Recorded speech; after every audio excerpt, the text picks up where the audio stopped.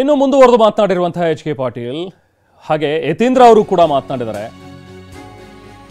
ತಾಯಿ ಪಾರ್ವತಿ ಬರೆದಿರುವಂತಹ ಪತ್ರ ಮುಡಾಗೆ ನೀಡಿದ್ದಾರೆ. ಈಗ ಯತೀಂದ್ರ ಟಿವಿನಲ್ಲಿ ಮುಡಾ ಕೇಸ್ನ ಎಕ್ಸ್ಕ್ಲೂಸಿವ್ ಮಾಹಿತಿ. ಮೈಸೂರು ನಗರಾಭಿವೃದ್ಧಿ ಆಯುಕ್ತರ ಕೈ ಸೇರಿದೆ ಈಗ ಪತ್ರ. 14 ನಿವೇಶನಗಳನ್ನ ವಾಪಸ್ ಪಡೀರಿ ಅಂತ ಹೇಳಿ ಪಾರ್ವತಿಯವರು ಬರೆದಿರುವಂತಹ ಲೆಟರ್ ಇದು. ತಾಯಿ ಬರೆದಿರುವಂತಹ ಒಂದು ಪತ್ರವನ್ನ ಈಗ ಆಯುಕ್ತರಿಗೆ ಯತೀಂದ್ರ ಅವರು ನೀಡಿದ್ದಾರೆ. ನಿನ್ನೆ ಮುಡಾಗೆ ಪತ್ರ ಬರೆದಿದ್ರು ಸಿಎಂ ಸಿದ್ದರಾಮಯ್ಯ ಅವರ ಪತ್ನಿ. ಮುಡಾ ಆಯುಕ್ತ ರಘುನಂದನ್ ಅವರಿಗೆ ಈಗ ಲೆಟರ್ನ ತಲುಪಿಸಿದ್ದಾರೆ. ಈ ಬಗ್ಗೆ ಇಲಾಖೆ ಅಧಿಕಾರಿಗಳ ಜೊತೆಗೆ ಚರ್ಚಿಸಿ ಕ್ರಮ ಕೈಗೊಳ್ತೀವಿ ಅನ್ನುವಂಥದ್ದು ಮುಡಾದಿಂದ ಬಂದಿರುವಂತಹ ಸ್ಪಷ್ಟನೆ. ಸೊ ನಿನ್ನೆ ಬರೆದಂತಹ ಒಂದು ಲೆಟರ್ ಮುಡಾ ಆಯುಕ್ತರಿಗೆ ರಘುನಂದನ್ ಅವರಿಗೆ ಅಡ್ರೆಸ್ ಮಾಡಿ ಲೆಟರ್ನ ಬರೆದಿದ್ರು. ಆದರೆ ಇವತ್ತು ಆ ಲೆಟರ್ನ ಪ್ರತಿಯನ್ನ ಈಗ ಯತೀಂದ್ರ ಅವರು ತಲುಪಿಸಿದ್ದಾರೆ.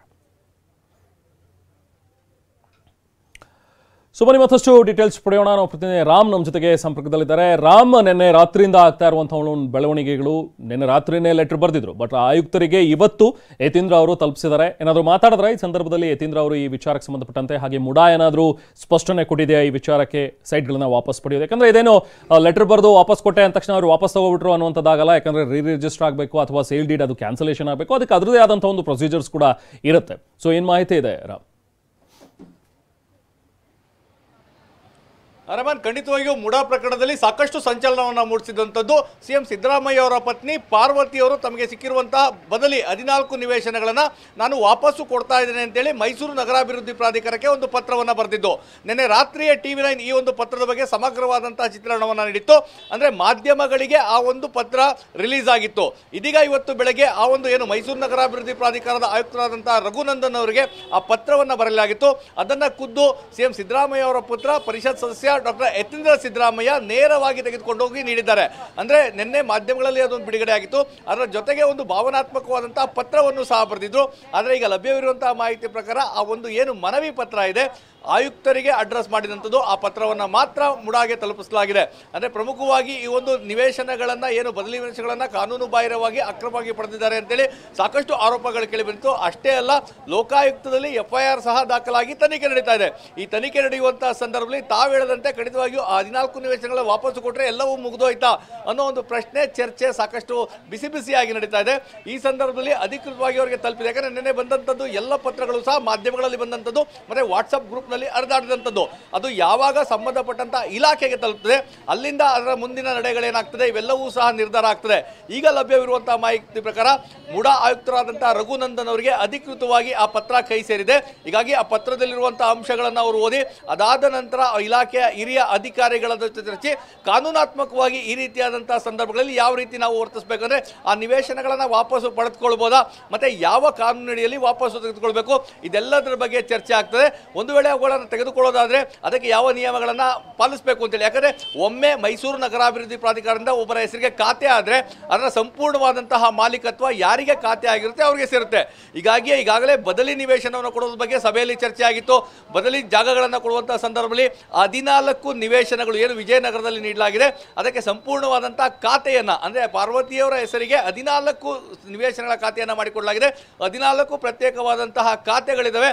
ಇದು ಅಧಿಕೃತವಾಗಿ ಅವರಿಗೆ ಖಾತೆ ಆದಮೇಲೆ ಅದನ್ನ ಹೇಗೆ ಮುಡಾಗೆ ವಾಪಸ್ ತೆಗೆದುಕೊಳ್ಬೇಕಾಗ್ತದೆ, ಮತ್ತೆ ಕಾನೂನಲ್ಲಿ ಇದಕ್ಕೆ ಅವಕಾಶ ಇದೆಯಾ, ಇದಾದ ನಂತರ ಆ ವಿಚಾರವನ್ನ ಈಗ ತನಿಖೆ ಹಂತದಲ್ಲಿರೋದ್ರಿಂದ ತನಿಖಾಧಿಕಾರಿಗಳಿಗೆ ನೀಡಬೇಕಾ, ನ್ಯಾಯಾಲಯಗಳಿಗೆ ನೀಡಬೇಕಾ, ಇವೆಲ್ಲದರ ಬಗ್ಗೆ ನಾವು ಹಿರಿಯ ಅಧಿಕಾರಿಗಳ ಜೊತೆ ಚರ್ಚೆ ನಡೆಸಿ ಮುಂದಿನ ನಿರ್ಧಾರವನ್ನ ನಗರ ಅಭಿವೃದ್ಧಿ ಆಯುಕ್ತರು ಕೈಗೊಳ್ತಾರೆ. ಸದ್ಯದ ಮಟ್ಟಿಗೆ ಖುದ್ದು ಡಾಕ್ಟರ್ ಯತೀಂದ್ರ ಸಿದ್ದರಾಮಯ್ಯ ಅವರೇ ಆ ಒಂದು ಪತ್ರವನ್ನ ತೆಗೆದುಕೊಂಡೋಗಿ ನಗರಾಭಿವೃದ್ಧಿ ಇಲಾಖೆ ಆಯುಕ್ತರಿಗೆ ನೀಡಿದ್ದಾರೆ. ರೆಹಮಾನ್. ಓಕೆ ರಾಮ್, ಯತೀಂದ್ರ ಅವ್ರು ಏನಾದರೂ ಮಾತನಾಡಿದ್ರ ಇದಕ್ಕೆ ಸಂಬಂಧಪಟ್ಟಂತೆ? ಈಗ ಲೆಟರ್ ಕೊಟ್ಟಿರೋದ್ರ ಬಗ್ಗೆ, ಇದ್ರ ಬಗ್ಗೆ ಏನಾದರೂ ರಿಯಾಕ್ಟ್ ಮಾಡಿದ್ರ?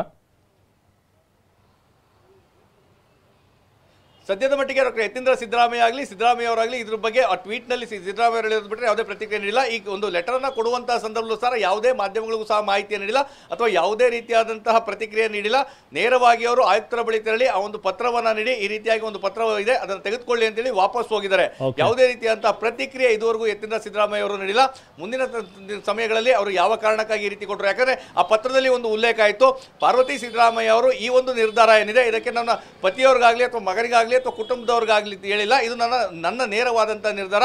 ಇದಕ್ಕೆ ನಾನು ಅಚಲವಾಗಿದ್ದೇನೆ. ಇದರಿಂದ ಬದಲಾವಣೆ ಇಲ್ಲ, ಅವರ ಗಮನಕ್ಕೆ ತಂದಿಲ್ಲ. ಸಿಎಂ ಸಿದ್ದರಾಮಯ್ಯ ಅವರ 40 ವರ್ಷಗಳ ರಾಜಕಾರಣದಲ್ಲಿ ಈ ರೀತಿ ಪರಿಸ್ಥಿತಿ ಬಂದಿದ್ದಕ್ಕೆ ಮನನೊಂದು ನಾನು ವಾಪಸ್ ಕೊಡ್ತಾ ಇದ್ದೇನೆ ಅನ್ನೋ ಒಂದು ಮಾತನಾಡಿದ್ರು. ಹೀಗಾಗಿ ಇದ್ರ ಬಗ್ಗೆ ಓಕೆ, ಒಂದು ನಿಮಿಷ ರಾಮ್. ಮಾನಸಿಕವಾಗಿ ತೊಂದರೆ ನೀಡೋದಕ್ಕೆ ಸಿಎಂ ವಿರುದ್ಧ ಇಡಿ ಕೇಸ್ ದಾಖಲಾಗಿದೆ ಅಂತ ಹೇಳಿ ಪರಮೇಶ್ವರ್ ಕಿಡಿಕಾರಿದ್ದಾರೆ. ರಾಜಕೀಯ ದುರುದ್ದೇಶದಿಂದಲೇ ಪ್ರಕರಣಗಳನ್ನ ದಾಖಲಿಸಲಾಗ್ತಾ ಇದೆ ಸಿಎಂ ವಿರುದ್ಧ ಅನ್ನೋ ಮಾತುಗಳನ್ನ ಪರಮೇಶ್ವರ್ ಆಡಿದ್ದಾರೆ. ಬೆಂಗಳೂರಿನಲ್ಲಿ ಮಾತನಾಡಿದಂತಹ ಗೃಹ ಸಚಿವ ಜಿ ಪರಮೇಶ್ವರ್ ಕಿಡಿಕಾರಿದ್ದಾರೆ. ಬನ್ನಿ ಏನು ಹೇಳಿದ್ದಾರೆ ನೋಡಿ. FIR ಈಗಾಗಲೇ ಆಗಿದೆಯಲ್ಲ, FIR ಆಗಿದೆ, ತನಿಖೆ ಮಾಡೋದಕ್ಕೆ ಹೊರಟಿದ್ದಾರೆ.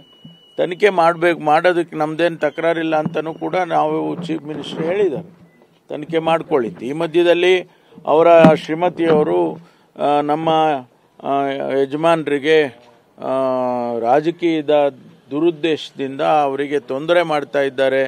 ಹಾಗಾಗಿ ನನಗೆ ಈ ಸೈಟ್ಗಳನ್ನ ಇಟ್ಕೊಂಡು ಏನು ನನಗೆ ಆಗಬೇಕು ಅಂತ ಹೇಳಿ ಅವರು ವಾಪಸ್ ಕೊಡ್ತಕ್ಕಂಥ ತೀರ್ಮಾನ ಮಾಡಿದ್ದಾರೆ. ಈಗ ಮುಂದೆ ಏನು ಕಾನೂನಾತ್ಮಕವಾಗಿ ಯಾವ ರೀತಿ ಅವರು ವಾಪಸ್ ಕೊಟ್ಟ ಮೇಲೆ ಏನು ಬೆಳವಣಿಗೆ ಆಗುತ್ತೆ ಅದನ್ನು ಕಾದು ನೋಡೋಣ. FIR ಈಗ ಇನ್ನು ಕೇಂದ್ರ ಸರ್ಕಾರ ಇದನ್ನ ಅಸ್ತ್ರವಾಗಿ ಬಳಸ್ಕೊಳ್ತಾ ಇದೆ ಅಂತಲೂ ಕೂಡ ಪರಮೇಶ್ವರ್ ಮಾತಾಡಿದ್ದಾರೆ. ಕೇಂದ್ರ ಸರ್ಕಾರ ಈ ಇಡಿ ಕೇಸನ್ನ ಅಸ್ತ್ರವಾಗಿ ಬಳಸ್ಕೊಳ್ತಾ ಇದೆ. ಇಡೀ ಮುಡಾ ಪ್ರಕರಣವನ್ನ ರಾಜಕೀಯಕ್ಕೋಸ್ಕರ ಬಳಸ್ಕೊಳ್ತಾ ಇದ್ದಾರೆ ಅಂತ ಹೇಳಿ ಪರಮೇಶ್ವರ್ ಮಾತಾಡಿದ್ದಾರೆ. ಬಿಜೆಪಿ ನಾಯಕರ ಟೀಕೆಗಳಿಗೂ ಕೂಡ ಗೃಹ ಸಚಿವ ಪರಮೇಶ್ವರ್ ಉತ್ತರ ಕೊಟ್ಟರು. ಏಜೆನ್ಸಿಗಳನ್ನ ಬಿಟ್ಟು ಮಾನಸಿಕವಾಗಿ ತೊಂದರೆ ಕೊಡೋದಕ್ಕೆ ಪ್ಲಾನ್ ಮಾಡ್ಕೊಂಡಿದ್ದಾರೆ. ವಾಪಸ್ ಕೊಟ್ಟರೂ ಕೂಡ ಟೀಕೆ ಮಾಡ್ತಾರೆ, ಕಾನೂನು ರೀತಿ ಹೋರಾಟ ಮಾಡಿದ್ರು ಕೂಡ ಟೀಕೆ ಮಾಡ್ತಾರೆ. ಇವ್ರು ಎಂಥವ್ರು ಅಂತ ಹೇಳಿದ್ರೆ ಮೊಸರಲ್ಲಿ ಕಲ್ಲು ಹುಡುಕೋರು ಅಂತ ಹೇಳಿ ಮಾತಾಡಿದ್ದಾರೆ. ನೋಡಿ, ನಾವು ಕೇಂದ್ರ ಸರ್ಕಾರ ಇದನ್ನ ಒಂದು ಅಸ್ತ್ರವಾಗಿ ಉಪಯೋಗಿಸ್ಕೊಳ್ತಾ ಇದ್ದಾರೆ ಅಂತೇಳಿ ಮೊದಲಿನಿಂದನೂ ಕೂಡ ನಾವು ಹೇಳ್ಕೊಂಡೇ ಬರ್ತಾ ಇದ್ದೀವಿ. ಅದರ ಜೊತೆಗೆ ರಾಜಕೀಯಕ್ಕೆ ಇದನ್ನು ಉಪಯೋಗಿಸ್ತಾ ಇದ್ದಾರೆ, ರಾಜಕೀಯ ಮಾಡ್ತಾ ಇದ್ದಾರೆ ಈ ಘಟನೆಯಲ್ಲಿ ಅಂಥೇಳಿ ನಾವು ಅದನ್ನು ಕೂಡ ಹೇಳಿದ್ದೀವಿ. 2 ಆಪಾದನೆ ನಾವು ಮಾಡಿರ್ತಕ್ಕಂಥದ್ದು. ಈಗ ಅದು ಪ್ರೂವ್ ಆಗಿದೆ. ಹೇಗೆ ಪ್ರೂವ್ ಆಗಿದೆ ಅಂದರೆ, ಒಂದು ಏಜೆನ್ಸಿಗಳನ್ನು ಬಿಟ್ಟು ಅವರನ್ನು ಒಂದು ರೀತಿಯಲ್ಲಿ ಮಾನಸಿಕವಾಗಿ ಮತ್ತು ಅವರಿಗೆ ತೊಂದರೆ ಮಾಡಬೇಕು ಅನ್ನುವಂಥದ್ದು ದುರುದ್ದೇಶ ಇಟ್ಕೊಂಡು ಮಾಡಿದ್ದಾರೆ ಅನ್ನುವಂಥದ್ದು. ಎರಡನೇದು, ರಾಜಕೀಯವಾಗಿ ಅಂತ ಹೇಳಿದಾಗ ಪ್ರಧಾನಮಂತ್ರಿಗಳೇ ಅವರ ಚುನಾವಣಾ ಭಾಷಣದಲ್ಲಿ ಈ ಒಂದು ಮೂಡಾದ ಪ್ರಕರಣದ ಬಗ್ಗೆ ಮಾತನಾಡಿದ್ದಾರೆ. ಅಂದರೆ ಅದು ರಾಜಕೀಯಕ್ಕೆ ಹೋಯ್ತಲ್ಲ. ಹಾಗಾಗಿ ನಮಗೆ ಇದು ಭಾರತೀಯ ಜನತಾ ಪಾರ್ಟಿ, ಜನತಾದಳ ಇದೆಲ್ಲವೂ ಸೇರಿಕೊಂಡು ಎಲ್ಲೋ ಒಂದು ಕಡೆ ದುರುದ್ದೇಶದಿಂದ ಸರ್ಕಾರವನ್ನು ಅಸ್ಥಿರ ಮಾಡಬೇಕು ಅಂತೇಳಿ ಹೊರಟಿದ್ದಾರೆ ಅನ್ನುವಂಥದ್ದು ನಮ್ಮ ಆಪಾದನೆ. ಏನು ಮಾಡಿದ್ರು ಟೀಕೆ ಆಗ್ತಾ ಇದೆಯಲ್ವಾ? ನೀವು ವಾಪಸ್ ಕೊಟ್ಟರು ಟೀಕೆ ಆಗ್ತಾ ಇದೆ, ಕಾನೂನಾತ್ಮಕವಾಗಿ ಫೈಟ್ ಮಾಡ್ತಾ ಇದ್ರು ಟೀಕೆ ಆಗ್ತಾ ಇದೆ. ಮೊಸರಲ್ಲಿ ಕಲ್ಲು ಹುಡುಕ್ತಾನೆ ಇದ್ರೆ ಎಲ್ಲಿಗೆ ಕೊನೆ ಆಗುತ್ತೆ ಇದು ಎಲ್ಲ? ಇನ್ನು ಬೆಂಗಳೂರಿನಲ್ಲಿ ಎಚ್ ಕೆ ಪಾಟೀಲ್ ಕೂಡ ಮಾತನಾಡಿದರೆ. ಸಚಿವರಾಗಿರುವಂತಹ H K Patil CM Siddaramaiah ಅವರ ಬೆನ್ನಿಗೆ ನಿಂತಿದ್ದಾರೆ. ಘಾಸಿಗೊಂಡು ಪಾರ್ವತಿ ಅವರು ಸೈಟ್ ವಾಪಸ್ ಕೊಟ್ಟಿದ್ದಾರೆ. ರಾಜಕೀಯ ದುರುದ್ದೇಶದಿಂದ ಬಹಳಷ್ಟು ಘಾಸಿಗೊಂಡಿದ್ದಾರೆ ಸಿದ್ದರಾಮಯ್ಯ ಅಂತ ಹೇಳಿ ಬೆಂಗಳೂರಿನಲ್ಲಿ ಮಾತನಾಡಿದರೆ ಕಾನೂನು ಸಚಿವ H K Patil. CM Siddaramaiah ಪತ್ನಿ ಪತ್ರವನ್ನ ರವಾನಿಸಿದ್ದಾರೆ. ಒಬ್ಬ ಗೃಹಿಣಿಗೆ ಮಾನಸಿಕ ಆಘಾತ ಅಪಪ್ರಚಾರದಿಂದಾಗಿ ಆಗ್ತಾ ಇದೆ, ಮಾನಸಿಕವಾಗಿ ಅವರು ಘಾಸಿಗೊಂಡಿದ್ದಾರೆ ಅಂತ ಮಾತಾಡಿದ್ದಾರೆ. ಮುಖ್ಯಮಂತ್ರಿಗಳ ಸನ್ಮಾನ್ಯ ಸಿದ್ದರಾಮಯ್ಯನವರ ಧರ್ಮಪತ್ನಿಯವರು ಪತ್ರವೊಂದನ್ನು ಈಗಾಗಲೇ ರವಾನಿಸಿ ಅವರಿಗೆ ನೀಡಿದ್ದ ಮೂಡಾ ಸೈಟ್ಗಳನ್ನು ವಾಪಸ್ ಮಾಡ್ತಾ ಇದ್ದೀನಿ, ತೆಗೆದುಕೊಡ್ರಿ ಅಂತ ಹೇಳಿ ಅವರು ಬರೆದಂಥ ಪತ್ರವನ್ನು ತಮ್ಮ ಮಾಧ್ಯಮಗಳ ಮುಖಾಂತರ ನೋಡಿ, ಅವರ ಪತ್ರದ ಕೆಲವು ವಿವರಗಳನ್ನು ನೋಡಿದರೆ ನಿಜವಾಗಿಯೂ ಒಬ್ಬ ಗೃಹಿಣಿಗೆ ಯಾವ ರೀತಿಯಾಗಿರ್ತಕ್ಕಂಥ ಮಾನಸಿಕ ಆಘಾತ ಈ ಅಪಪ್ರಚಾರದಿಂದ ಹಾಗೂ ಈ ರೀತಿಯಾಗಿರ್ತಕ್ಕಂಥ ರಾಜಕೀಯ ದುರುದ್ದೇಶದ ಏನು ಸಿದ್ದರಾಮಯ್ಯನವರ ಮೇಲೆ ಗೂಬೆ ಕೂಡಿಸುವಂಥ ಪ್ರಯತ್ನ ಇದೆ, ಅದರ ಬಗ್ಗೆ ಬಹಳಷ್ಟು ಘಾಸಿಗೊಂಡಿರುವ ಸಹೋದರಿ ಇವತ್ತು ತಮ್ಮ ನಿರ್ಣಯವನ್ನು ಕೈಗೊಂಡು 14 ಸೈಟ್ಗಳನ್ನು ವಾಪಸ್ ಮಾಡಿದ್ದಾರೆ.